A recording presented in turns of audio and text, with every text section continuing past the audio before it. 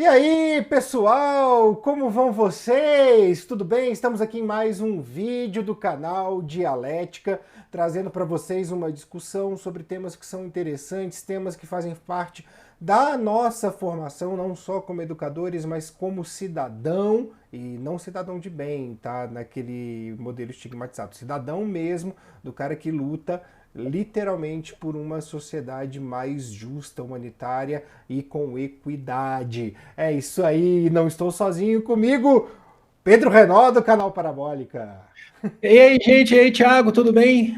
Bem-vindos e vamos lá para mais um episódio hoje aí falando de outras coisas importantes relacionadas à dialética, à transformação social, isso que você está falando. Vamos lá, né, Thiago? É isso aí. O nosso tema hoje ele é um tema que precisa ser desmistificado. Eu penso que trazer esse vídeo hoje é justamente um vídeo que auxilia, óbvio, né? Ele não é um eixo principal e muito menos será capaz de desmistificar isso para uma grande parte da população, mas eu acredito que ele abre a discussão para desmistificação, que nós vamos falar da importância das greves, certo? E as greves que muitas vezes não são compreendidas, eu acredito que seja isso. A gente sempre acredita na boa fé das pessoas, então eu acredito que elas não são muitas vezes compreendidas pela grande maioria da população e realmente precisam ser compreendidas, porque quando alguém faz greve, não está lutando só por coisas para a sua categoria, porque muito pode ser realizado para outras categorias a partir daquele momento. Então, como eu tenho um professor de história aqui comigo, é claro que eu vou pedir toda a contextualização para ele. Então, Pedro, por favor. Tiago, eu vou passar um rápido histórico de greves, principalmente aqui no Brasil, né? E acho que quando eu passar esse histórico, a gente já vai perceber da importância da greve. Antes eu queria só contar uma história. Não, eu vou contar uma história rápida aqui antes. Então, não relacionado necessariamente à greve, mas a gente vai encaixar. Eu lembro que há uns anos atrás eu estava lendo, eu pegando muito metrô para ir trabalhar, eu sempre trabalhei muito de metrô aqui em Belo Horizonte, e caminhos longos, né? E eu lembro que eu lendo um livro, né? Um dos livros que eu utilizo para entender, por exemplo, fascismo, que é o Richard Evans, né? E eu lendo o livro do Richard Evans, eu lembro eu estava lá lendo o livro e sentou um senhor do meu lado e ele começou a tentar puxar assunto sobre o livro que eu estava lendo, ele estava lendo comigo. Inicialmente eu poderia ficar incomodado, falei, isso não vai me incomodar, deixa ele ler aí, né? E aí ele começou a perguntar um monte de coisa para mim do livro, aí eu comecei a ficar incomodado com aquilo, porque eu estava querendo me concentrar ali, era um momento, sabe, antes de entrar em aula, eu queria ficar mais quieto, só lendo o livro e tal. E aí eu tive que responder. Ele foi perguntando por que eu estava lendo livro de história. Eu falei que eu sou professor de história. E aí ele começou a falar um monte de coisa. O cara era muito doido, a real era essa, tá? Ele começou a falar um monte de coisa. Eu não olhava na cara dele, porque eu não queria puxar papo, mas ele começou a falar. Começou a falar. Ele começou a falar um monte de coisa de transformação na história, começou a falar sobre. Ele começou lá na Grécia, trouxe para a Idade Média, passou por Roma, logicamente. Aí ele falou que convergiu no iluminismo, que transformou uma sociedade, que foi chegando no século XIX, que não sei das quantas. E eu fui só no porque eu não queria dar bola mesmo, que eu estava concentrado ali. E aí, no final, eu fiquei meio com pena. Falei, não, tudo bem, tudo bem. E ele saiu, né? Ele falou, você não está afim de conversar? Não, não é, que eu estou aqui, concentrado e tal. E aí, aquele momento, me mostrou, inclusive, ele falou, ele foi tudo assim, eu não sou ninguém para julgar se ele estava correto ou não, mas como professor de história, ele falou a história da humanidade em transformação ali em 15 minutos, menos que isso, uns 10 minutos, foi o período que ele ficou ali comigo no metrô, mas ele estava extremamente coerente com as transformações. Pedro, eu fico imaginando, é que nem o filme do Cavaleiros do Zodíaco em CG na Netflix, você já viu? Que Não, conta em 1 hora e meia a saga do Santuário inteira, ou seja, ele resumiu em 15 minutos a história da humanidade. exatamente, tipo assim, é um absurdo, né? É tudo muito rápido, é claro, de forma rasa, mas ele estava até coerente com o processo de transformações, né, que ele estava falando. E é aí que eu entro para falar desse histórico das greves no Brasil. Porque as greves, já vou mostrar para vocês que a história não existe o início nem o fim, existe uma transição, processo de transformação. E essa transformação ela é feita pela dialética, ela é feita pela contradição e pela ação das pessoas, certo? É o que o Marx lá vai falar de praxis, né? A teoria seguida de prática. Então, existe uma teoria, mas você tem que seguir uma prática, porque senão você não transforma. E é basicamente, a greve, ela está inserida, não é que a greve é isso e é só isso, só vale a greve, mas ela está inserida nesse processo, num processo, no mecanismo de transformação de representatividade da classe trabalhadora. Então, para pontuar, a gente teve indícios aí da primeira grande greve na história do Brasil, já durante o período da Primeira República, 1917. Qual que era o histórico de 1917 no Brasil? Logicamente que você tinha um processo de revolução acontecendo na Rússia, né, em 1917. Isso que eu ia te perguntar. Por um acaso teve influência da Revolução Russa? Teve influência, mas tem além disso. Porque era um período, Tiago, 1917, de Primeira Guerra Mundial. A gente estava encaminhando aí para os períodos mais terríveis da Primeira Guerra Mundial, com a entrada do próprio Estados Unidos na guerra, né? E caminhando para o fim também, mas ainda é aquele período de tecnologia forte na Primeira Guerra Mundial. E os países que estavam, de certa forma, envolvidos em guerra, não necessariamente com soldados, como é o caso do Brasil, que enviou enfermeiros, né, profissionais da área da saúde, mas o Brasil, ele produzia para os países envolvidos em guerra. Então, a guerra mundial, ela existe, esse conceito é porque ela afeta os países, não necessariamente todos que estão envolvidos em guerra, mas todos os continentes existem uma gama de países envolvidos de alguma forma. Até porque, então, Pedro, na época já se existia, não como hoje, acordos comerciais, né? Já existia toda uma mecânica do próprio capitalismo, né? Que o próprio capitalismo exige, e aí quando você tem um país em crise, seja ela humanitária, seja ela por conta de uma guerra, ou até mesmo um desastre natural, né, como a gente vê às vezes acontecendo, você afeta toda uma cadeia produtiva. Perfeitamente. É o caso do Brasil. Então, por exemplo, o Brasil era o produtor de café. O café entra em crise durante a guerra, porque a economia de guerra é voltada para produtos necessários à guerra. Alimentação, o café, eu sei que tem muita gente que vai definir como alimentação, o Thiago é um desses, mas o café, se você olhar em linhas gerais, ele é um supérfluo, logicamente, né? Eu vou perdoar essa ofensa grave. Não, mas para o mercado internacional, ele de fato ele é um supérfluo. Então, a produção do café do Brasil, ela diminuiu drasticamente. E o Brasil era um grande produtor de café. Continuou sendo até depois. Só que a gente precisava produzir agora produtos de alimentação básica. Então, o Brasil ele teve um surto industrial durante o processo da Primeira Guerra Mundial. Não é o período ainda de industrialização no Brasil que vai ocorrer principalmente só a partir dos anos 40, 50, 60. Mas é um surto, tá? A gente teve um boom industrial e aí você precisa de braços de trabalhadores. Então, a gente entra naquele esquema a gente vai precisar de muito trabalhador agora deslocando da zona rural para a cidade para trabalhar nas indústrias, entenderam? E aí que tá, porque esses trabalhadores estão indo, só que não há uma regulamentação, porque em 1917 a gente ainda não tem a CLT, Consolidação das Leis Trabalhistas, que vai ser só no período lá do Estado Novo do Vargas. E quando se tem ausência da CLT, o que acontece? Eles costumam dizer de uma linguagem bem mais, que inclusive a gente vai chegar, mas falar inclusive dessa nova, da reforma trabalhista, que vai de acordo do empregador com o empregado, né? O acordo, esse acordo ele tende para um lado. Eu só quero lembrar vocês que no processo social não existe conciliação de classes, sabe? Não existe. Um vai tentar sempre explorar mais o outro para ganhar em cima do outro, de uma linguagem bem simples falando. Então, o que você vai ter? Você vai ter uma super exploração daqueles trabalhadores, mesmo que assalariados, porque eles não são protegidos por lei. E isso nos principais centros urbanos do Brasil, como São Paulo, eclode essa grande greve em 1917, de setores aí de primeira necessidade. Então, a gente está falando de vestuários, a gente está falando de alimentação, que era comum já nesse período a produção que você sabe que é produto de guerra, inclusive, que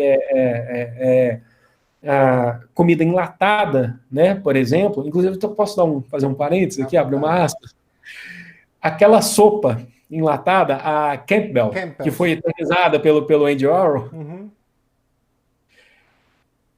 ela existe, a marca Campbell, hoje aqui no Brasil ela é caríssima, um produto importado, né, e ficou eternizada lá, e ela... Assim, eles cobram uma nota por uma sopa de lata, bicho, eu gosto dessas contradições. É uma sopa de lata que que era bem barata na época, que era para servir soldado de guerra. Então precisava ser barato e prático. Comida enlatada você abre, você não precisa esquentar. Lógico que você esquentar melhor, mas abre e come. O Peru produzia banana enlatada durante o processo de guerra, para vocês terem noção.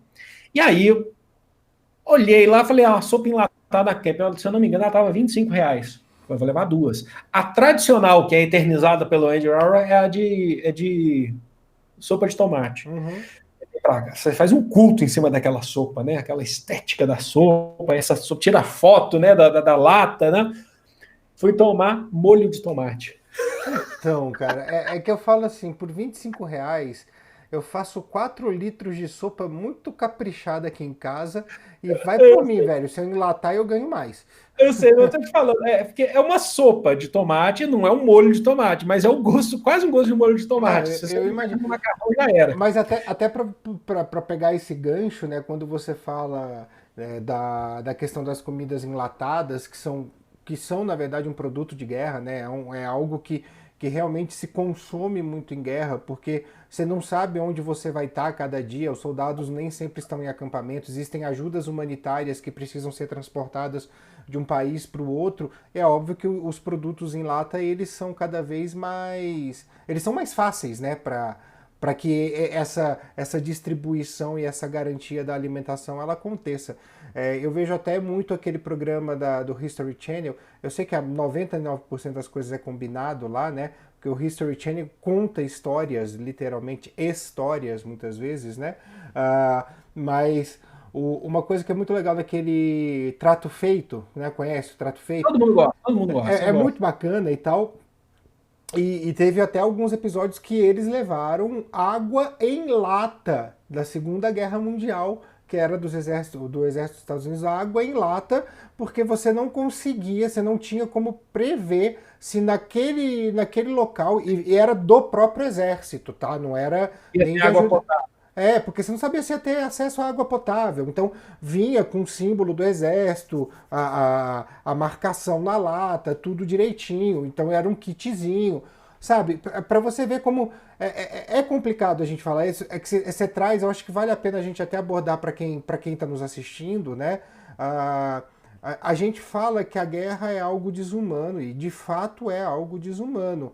Mas o que a guerra é lucrativa para o capital, lucrativa para governos que produzem, né, que países que produzem arsenal, que produzem produtos bélicos, é algo absurdo, a ponto de que se não tiver nenhum conflito, o baque econômico nesses governos, nesses países é violento. Então, nem sempre há, né, um conflito, uma guerra, que seja uma guerrilha fomentada por facções em um país, que seja uma grande guerra. Existe um mercado pesadíssimo em cima disso, que gera e faz rodar milhões e milhões e milhões e milhões e milhões de dólares.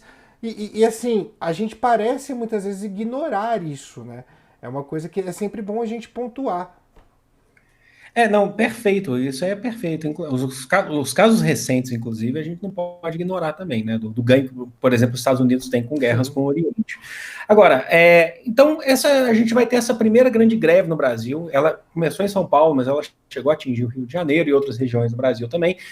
Durante a Primeira República, ela foi reprimida pelos governos, né, pelo Estado, naquele período. A gente teve, inclusive, bombardeios, né, a movimentos grevistas naquele período, e a gente costuma dizer que essa greve de 17, ela vem do anarcossindicalismo. Em linhas gerais, tá, só para explicar o que seria esse anarcossindicalismo. Se você pegar o conceito básico de anarquismo, você vai entender como ausência de poder. Então, você não tem uma liderança, um poder necessariamente. Eu falo assim, significa... E naquele período, a gente não tinha regulamentação de sindicatos, porque com a ausência de lei trabalhista, não existia a organização do sindicato. Então, anarcossindicalismo são grupos que vão surgindo de pessoas ligadas, principalmente com o anarquismo, que vem, inclusive, da Espanha, inclusive, tá, com o pensamento da Espanha, que vem da Itália também, né? Então a gente tem vários nomes aqui do anarcossindicalismo. Quem que trabalharia isso muito bem, a gente pode até pensar num podcast, eu vou jogar abertamente, é o nosso amigo Alexandre Mattioli, inclusive. Grande, tá? Ou não me engana, né? Mattioli, o italiano aí, anarquista. E aí a gente vai ter esse processo, inclusive, Thiago, que esses grevistas, esses trabalhadores anarcossindicalistas, eles vão lutar por garantia de direitos naquele período, na ausência de CLT, que era muito difícil, mas inclusive que foram se inserindo em movimentos e formando, inclusive, partidos. O próprio PCB, o Partido Comunista Brasileiro, ele sai desse anarcossindicalismo, em partes ali em Niterói, na cidade de Niterói, em 1922, tá? Então, esse movimento é muito importante.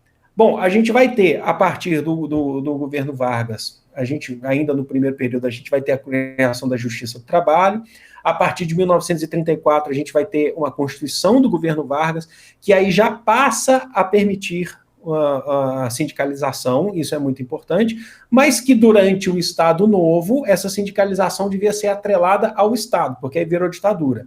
Aqueles sindicatos que não seguissem o Estado, tá, eles eram considerados ilegais. E lembrando que sindicato tem que ser independente para poder reivindicar os direitos dos trabalhadores. E aqueles que aceitavam, né, a mão do Estado, do Vargas, lá em 37, eles ganharam o nome de pelegos, né? Daí vem a ideia do peleguismo. Você pelega, você foge da nossa luta, está ligado ao Estado, você aceita o aparelhamento do Estado. Eu vou até trazer então um exemplo mais atual, fazendo um paralelo, né? Vou até citar nomes, assim como é uma figura pública, eu não vejo problema em citar, que é o papel do tal Paulinho da Força Sindical frente às questões dos trabalhadores, né? Que foi um cara que disse que a Dilma Rousseff estava judiando dos trabalhadores e tudo mais, não vou nem entrar aqui nessa discussão, mas a Dilma Rousseff voltou atrás da reforma trabalhista que estava sendo proposta, até porque houve aí uma reclamação dos próprios sindicatos frente a ela, né, frente à presidência da República. Ela voltou atrás, o Paulinho da Força, que deveria estar do lado dos trabalhadores, simplesmente foi uma das pessoas que apoiou o processo de impeachment dela, até como deputado federal, votou a favor da abertura do processo, naquele dia fatídico que o Bolsonaro fez o que fez, né, citando o Ustra, e aí ele entra no governo Temer como um grande apoiador do governo Temer, fazendo parte da sua base aliada, e enxerga em silêncio uma reforma trabalhista que tira uma série de direitos dos trabalhadores. É um pelego. Você deu na prática, num exemplo atual, o que a gente chama de pelego de fato, que é peleguismo. Tá? Deixa eu só explicar uma coisa para vocês. O pelego não é o mesmo que chamam de coxinha, né? O coxinha vem desse que eles falam da classe média. E o coxinha, inclusive, tem um outro contexto, tá? Que não cabe colocar aqui. O pelego é o que foge à luta, o que se deixa ser aparelhado, de certa forma, pelo patrão ou pelo Estado. Perfeito, Thiago. Bom, é isso. E aí a gente vai ter a CLT, tá? A CLT, a Consolidação das Leis Trabalhistas, a partir do governo Vargas.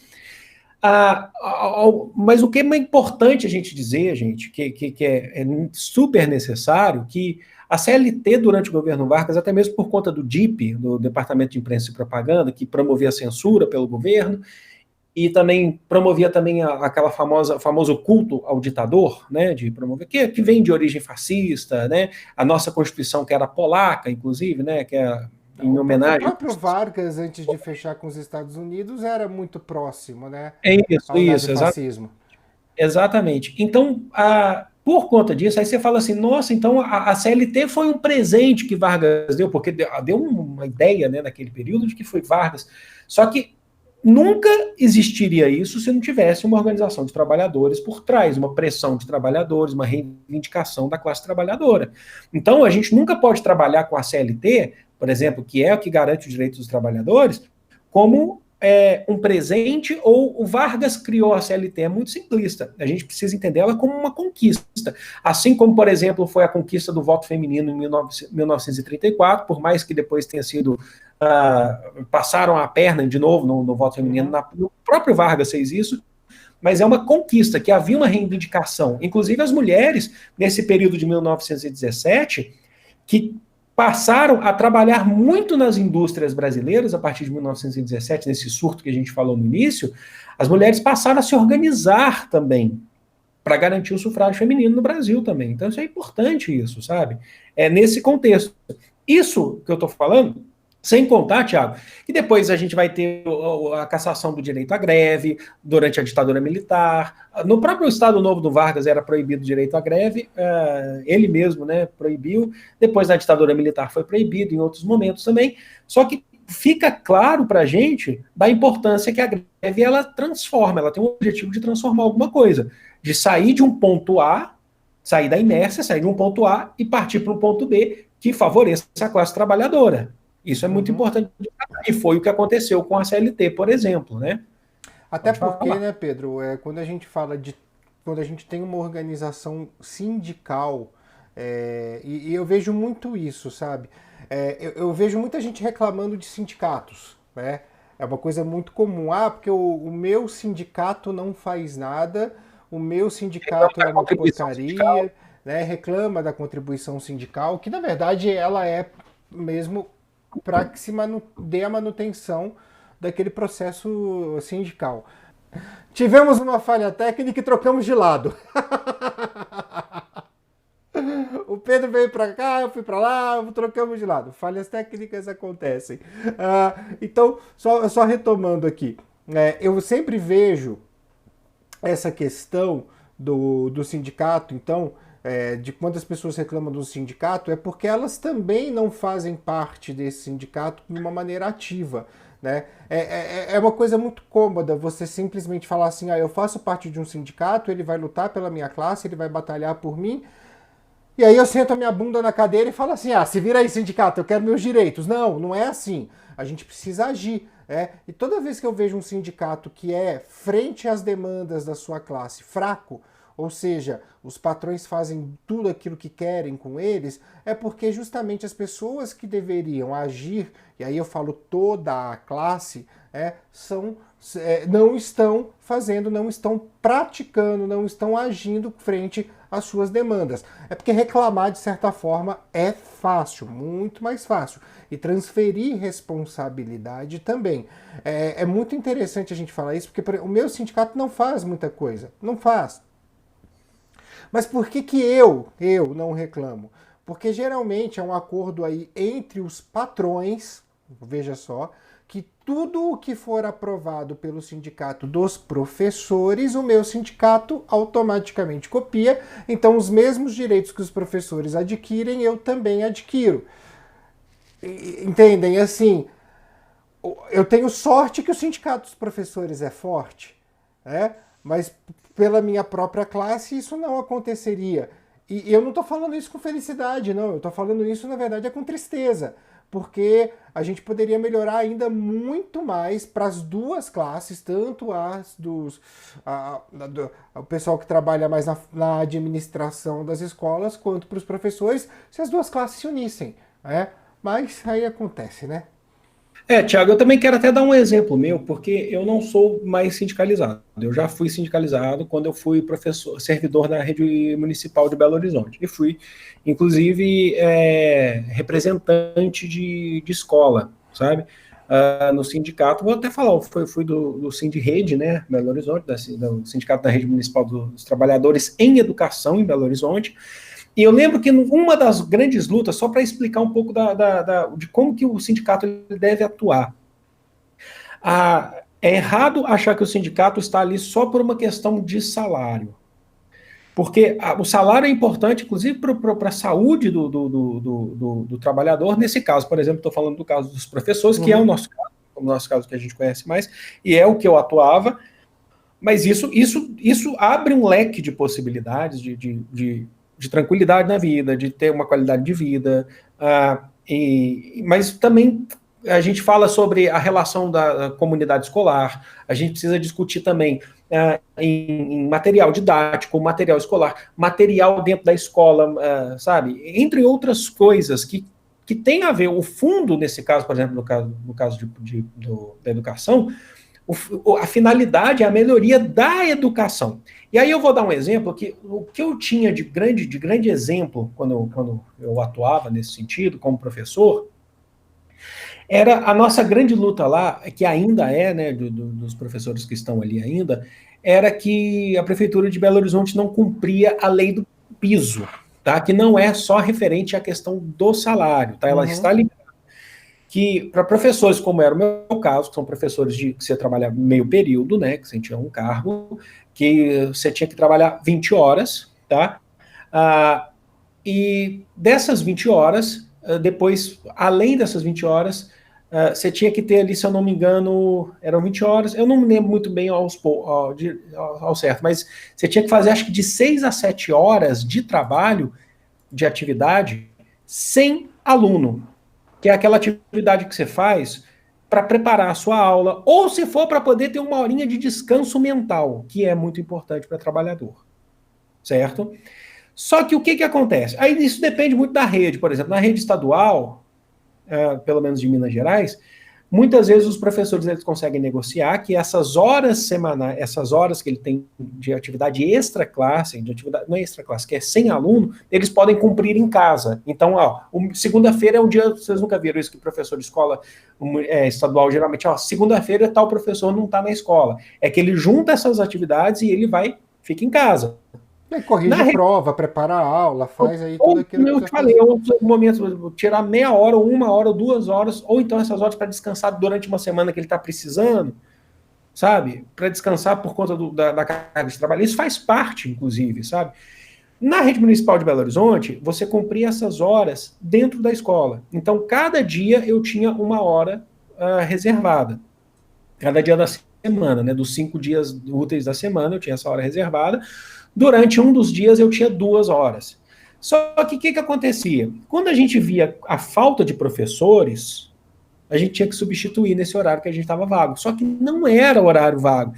E olha só, a lei do piso, ela não obriga a gente a substituir em caso de falta de outro professor. Alguma coisa a escola tem que fazer. Eu lembro que tinha professores que falavam, tem que deixar os alunos aí, mas não é para punir os alunos. Tem que ir lá conversar com os alunos e tem que mostrar o quanto que esse sistema ele é falho nesse sentido. Porque faltou o professor, por algum motivo, ninguém está julgando porque foi a falta daquele professor, mas não pode pegar um outro professor. Ao mesmo tempo, você não pode deixar o aluno parado, ocioso, no sentido, mas a gente precisa mostrar a realidade do que é o sistema de educação brasileiro. Até mostrar o paralelo, né, que é o que acontece na rede particular. Se falta um professor, se eu tenho um professor que vai faltar amanhã, eu chamo um outro professor da escola para substituir, mas eu pago aquelas aulas.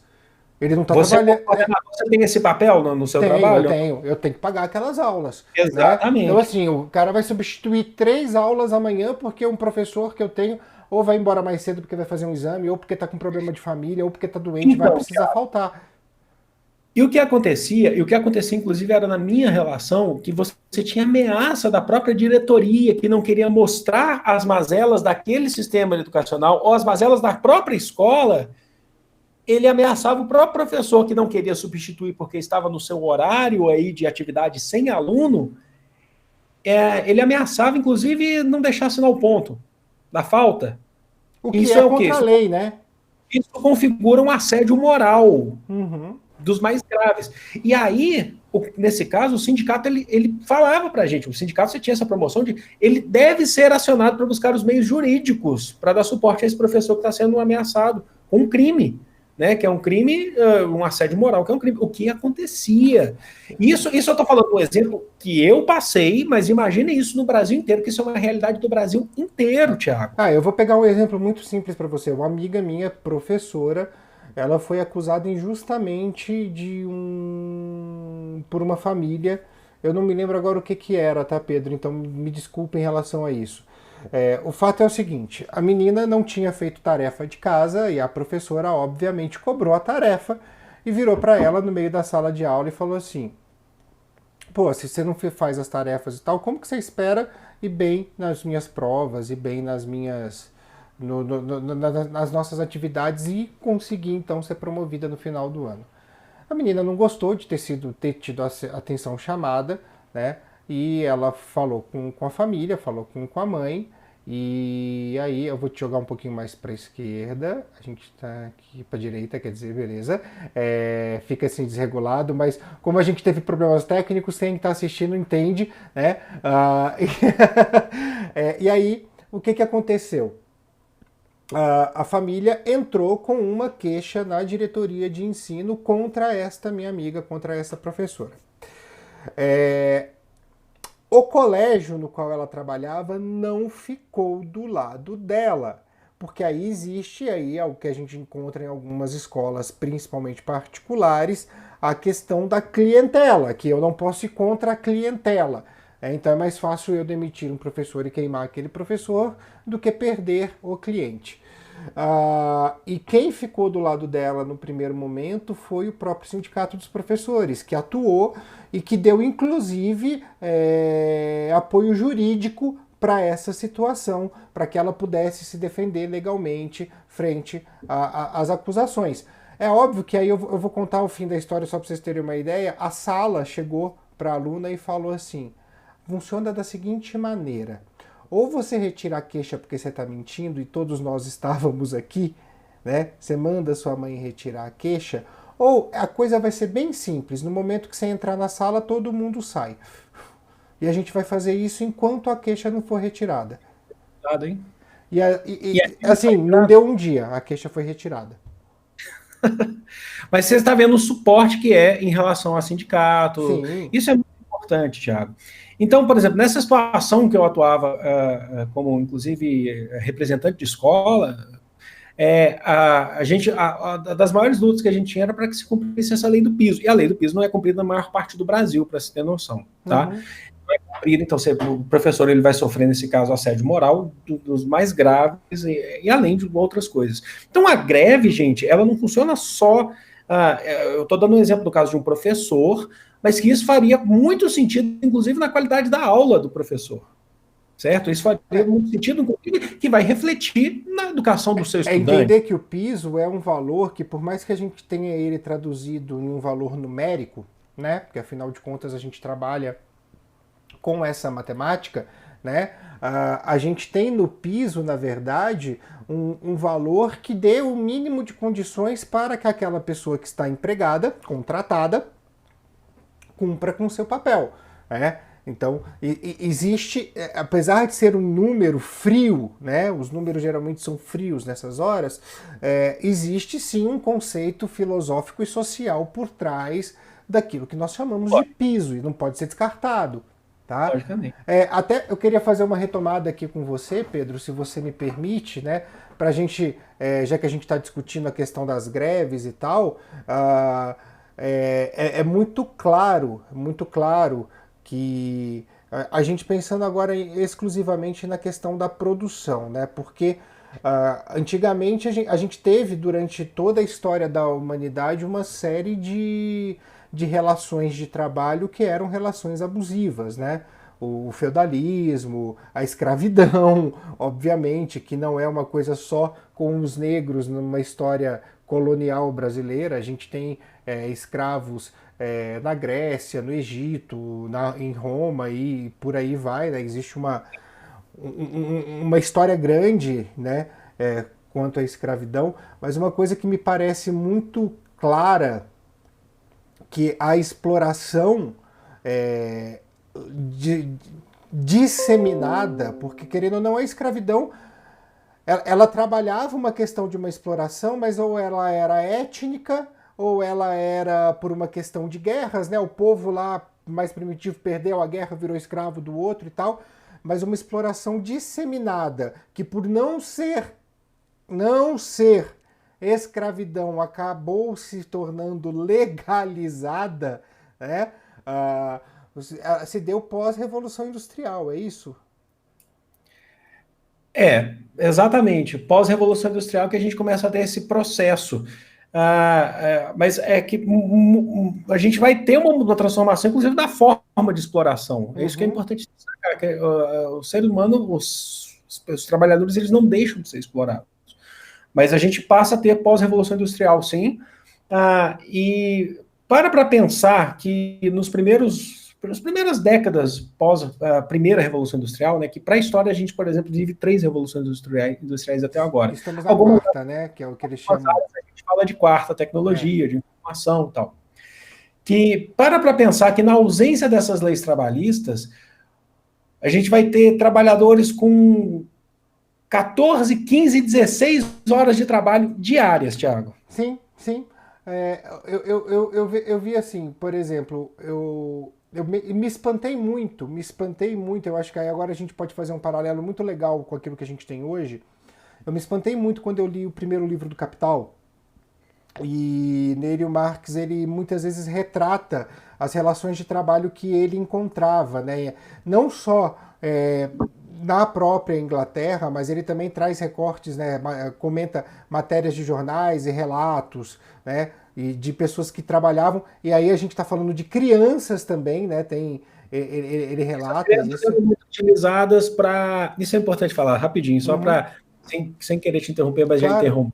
Eram utilizadas nas minas de carvão, que era o primeiro combustível, porque entravam em espaços muito estreitos, e também entravam nas primeiras máquinas da Revolução Industrial para poder fazer a manutenção, já que eram pequenas. Inclusive, olha só, John Locke, filósofo iluminista do século XVII, defendia trabalho infantil para famílias necessitadas. Tá? Cuidado, a gente vai ler e defender 100% aí. Pode seguir. É fato. Isso é fato. Até porque era uma época que estava começando a se discutir a questão da infância, né? E a gente não pode nem brincar com uma coisa dessas.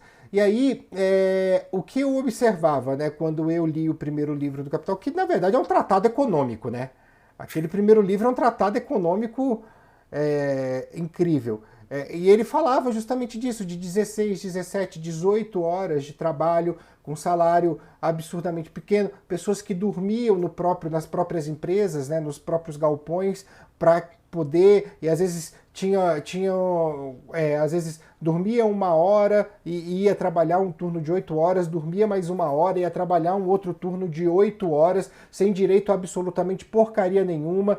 Tem lá exatamente a questão das crianças, que há uma indignação, até dessa ideia de salvar as famílias, pessoas trabalhando em cubículos, tanto na zona rural quanto nas áreas urbanas e tal. E aí, quando a gente tem, em 2018, uma aprovação de uma reforma trabalhista que diz que, acima de tudo, está o que é negociado entre patrão e empregado... Negociado, né? Negociado, exato. A gente tem um retrocesso que pode chegar, sim, após a época pós-Revolução Industrial. Porque a gente tem de volta coisas como o trabalho intermitente, a gente tem de volta questões do salário mínimo poder ser ignorado, você trabalhar sem direito alguma pelas horas, tem até uma... para gestantes, inclusive. Isso também. De lado, né, nessa... Tem até uma página, e eu acho, assim, não veja como humor, tá? Eu vou pedir para quem está nos ouvindo, veja como crítica social, que eu acho que é mais importante. Tem uma página no Facebook chamada Vagas Arrombadas, já viu? Não vi não. Essa página no Facebook, ela divulga, mas na verdade ela divulga para poder mostrar o quão absurdo não é para fazer propaganda, né? Ela divulga para as pessoas olharem isso, as vagas absurdas que são colocadas, que destroem por qualquer maneira as relações de trabalho e as legislações. Então, assim, gente para ganhar para trabalhar por R$2,50 a hora em lanchonete grande aí de rede, que tem um sanduíche horrível, e eu não vou falar o nome justamente porque minha crítica é até a própria comida da tal, mas é brasileira. Sabe, 2 horas, a pessoa trabalha para ganhar R$2,50, sem direito a 13º, a férias, a hora extra, ao cacete a 4. É assim, e a vaga tá lá. Você vem, trabalha 4 horas no sábado, 4 horas no domingo, o cara que fizer isso vai ganhar R$20 em uma semana de trabalho. E isso não vai sustentar nada. Só que a lei permite que o cara faça isso, porque foi um acordo entre patrão e empregado.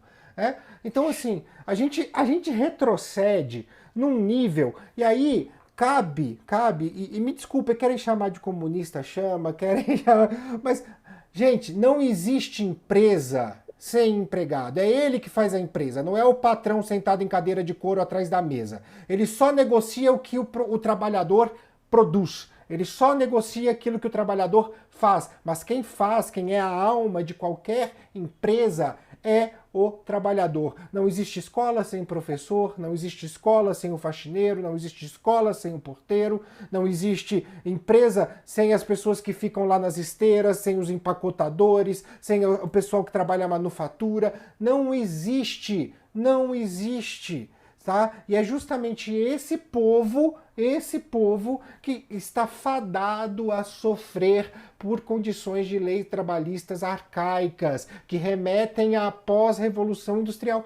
É absurdo, sabe? E aí, quando essas pessoas fazem greve, porque afinal de contas, né, deve ser muito fácil viver com R$ 80 por mês, né?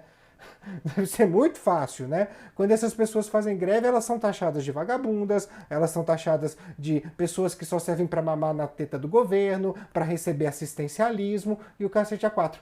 Não é assim que as coisas funcionam. A gente tem que sair da nossa bolha, ter um pouco de empatia, descer do pedestal.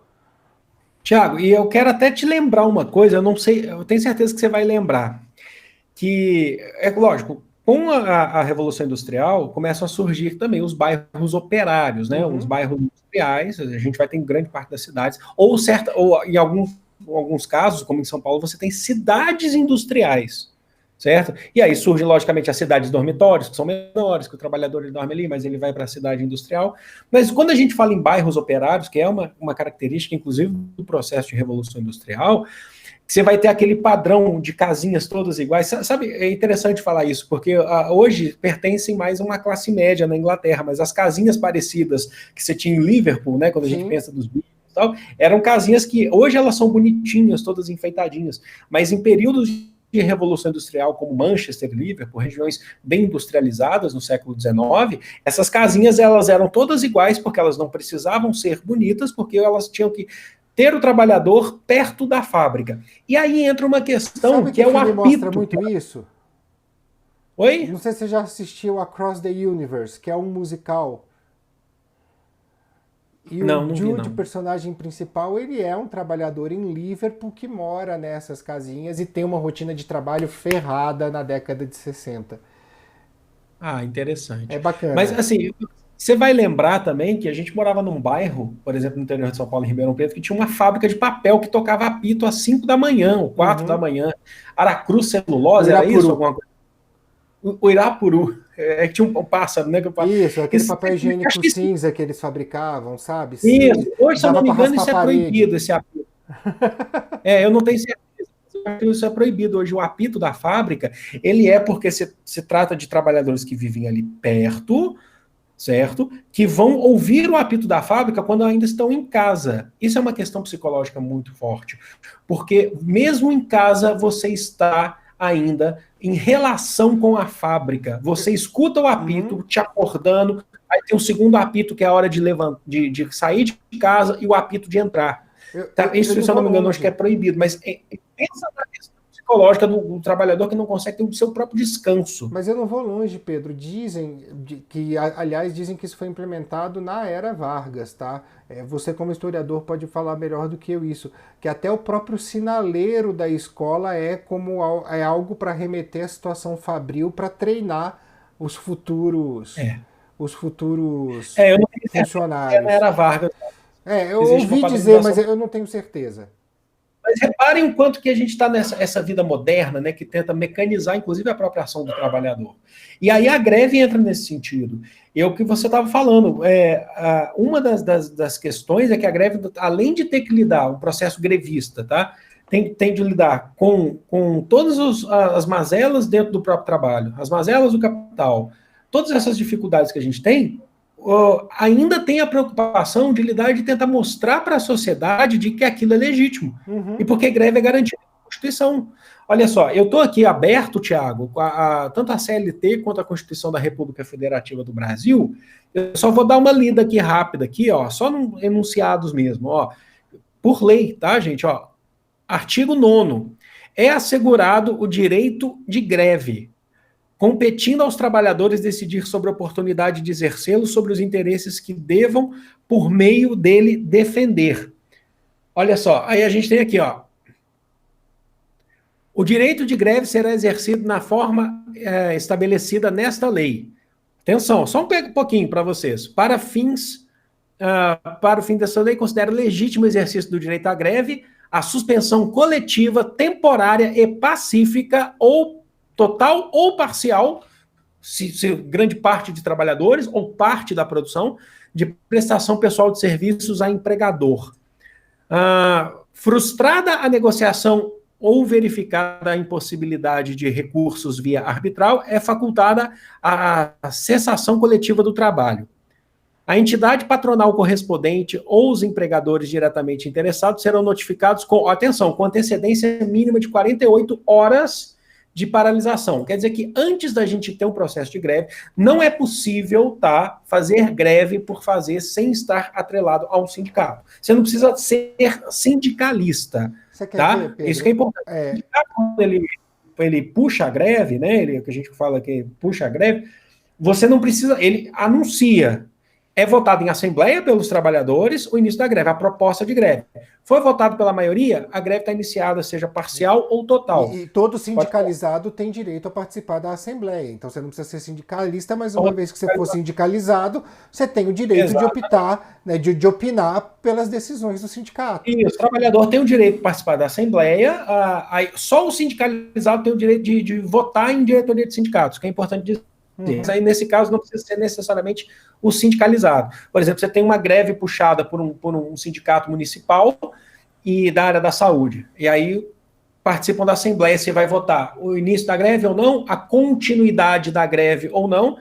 Suponhamos que eu seja um trabalhador da saúde, eu vou a essa greve, eu participo da assembleia, mas eu não estou sindicalizado. Eu posso votar enquanto trabalhador da saúde? Eu posso votar. O que eu tenho que levantar o crachá na hora lá, que só o sindicalizado seria, ou no voto, seria em assembleias correspondentes à direção do sindicato. Mas olha só, independente disso, é garantido o direito, você não pode fazer greve de forma arbitrária do nada, eu não quero mais trabalhar, porque aí você estaria dando um abandono de emprego, na verdade.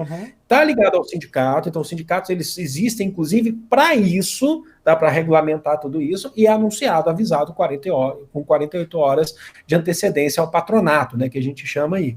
Então, gente, aí o que acontece? Aí entra todo o processo de greve, de núcleos que são formados, de organização que são formados, de negociação que é formada para a greve, para poder atender as demandas, para poder garantir os direitos. Então, por exemplo, num processo de greve entra, inclusive, discussões sobre planos de saúde, que é essencial em relação aos planos de saúde dos trabalhadores, e de tudo, né?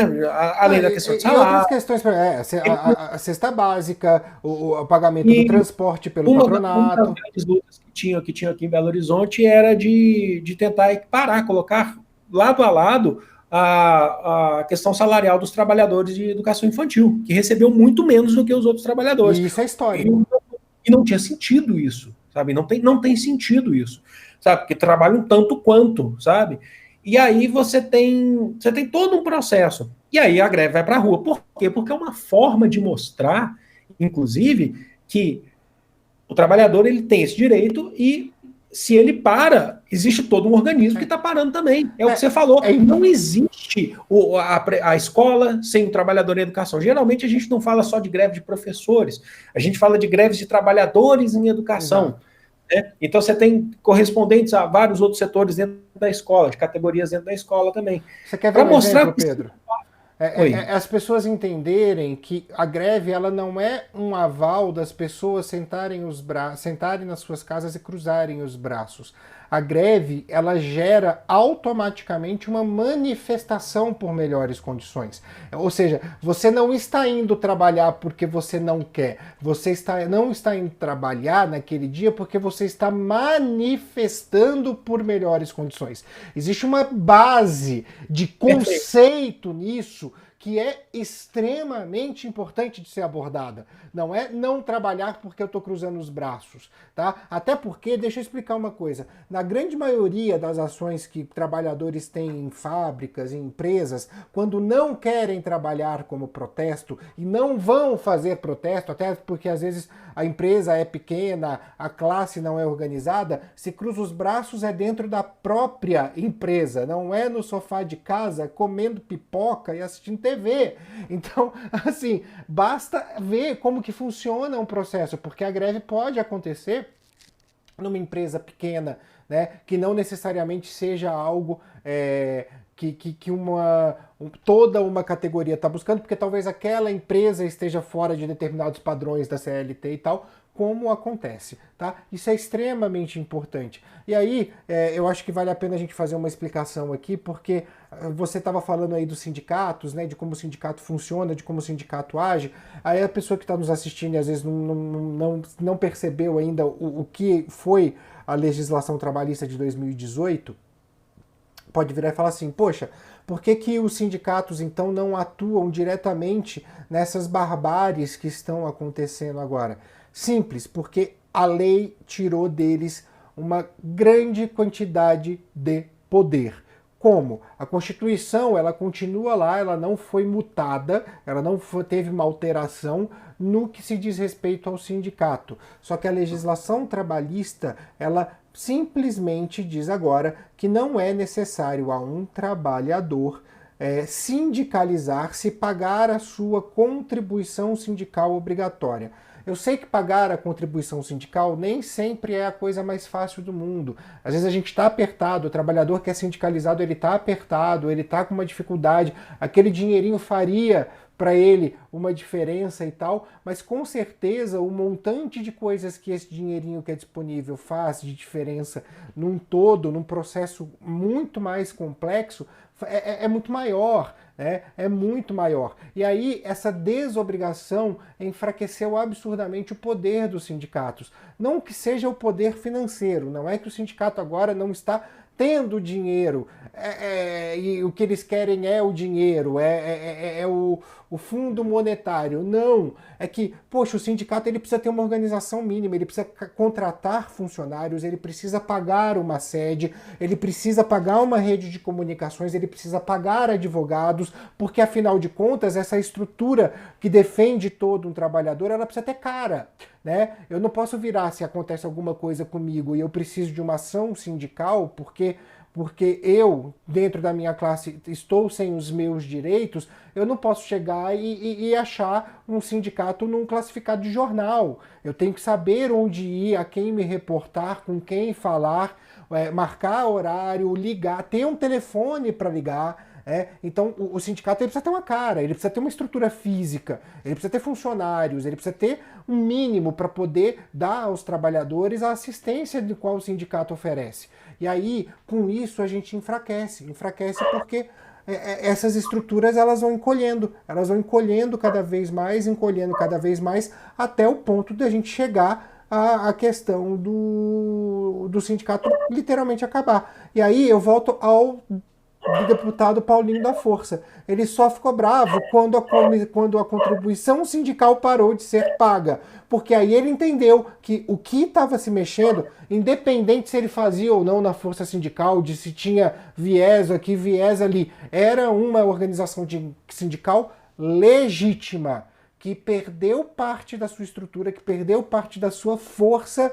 Por quê? Porque a desobrigação da contribuição sindical ela foi dada, né? Então, assim, e essa contribuição ela não saía, para quem fala que a gente tem que olhar para o empresariado, ela saía do bolso do trabalhador e não do empresariado, tá? Então, é importante a gente dizer, é descontado em folha de pagamento. Exatamente. Bom, acho que a ideia foi inclusive passada, mostrar o quanto que quem não se movimenta não transforma. A greve é um dos mecanismos de transformação de garantias de direitos. E é legítimo, até então, a gente garantir para que ele continue sendo, que esse direito continue sendo legítimo. Perfeito. Entra até aquelas frases que eu não sei de fato o autor, mas a ideia do ser professor, mas eu vou até ampliar, para ser trabalhador e não lutar é uma contradição revolucionária, não garantir os seus próprios direitos. A greve é uma das maneiras de garantir direitos. Não é a única, mas é uma das maneiras de garantir esse direito. Perfeito. Mais alguma coisa a acrescentar, meu caro? Acho que é isso, Thiago. Acho que a gente falou bastante, falou bem também, né? Falou bem. Foi gostoso, foi gostoso. Então, qual que é a sua dica de hoje?